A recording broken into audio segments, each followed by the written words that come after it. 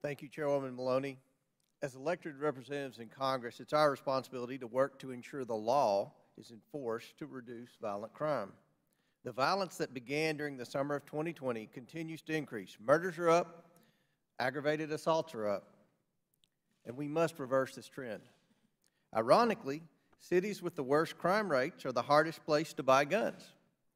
Years of gun control laws in cities like New York and Chicago have failed. That's why I will continue to protect the rights of all law-abiding gun owners who safely use, store, and carry firearms, including the AR-15, which is the most popular rifle in the United States. It's become clear that the two parties in Washington have very different solutions of putting an end to the violent crime wave across the nation.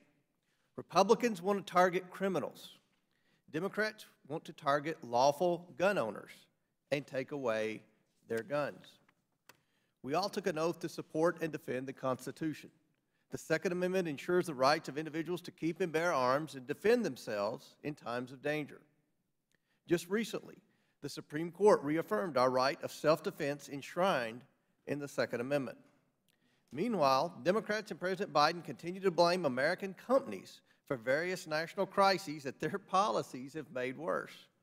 From the price of gasoline to the surge in violent crime, Democrats are quick to point the finger at American industry. Their targets today, the American firearms industry.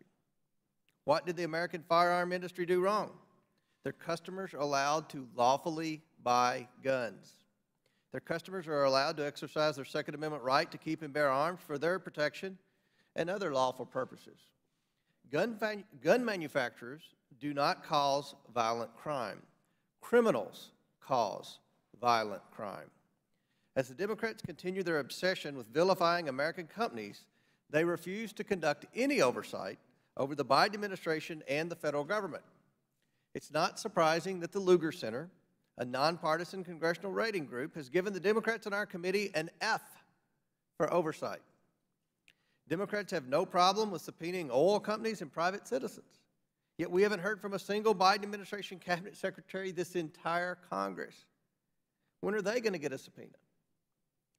We invited Attorney General Garland to today's hearing since he's responsible for agencies like the FBI and ATF. He's not here. In February, we invited the Department of Energy Secretary Granholm to talk about gas prices, but she couldn't make it. Just this week, we learned that Democrats get the same response from the administration as Republicans. They refuse to show up.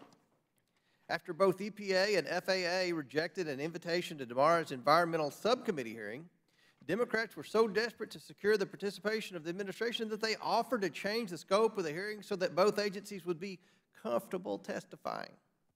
It looks like they still aren't going to show up.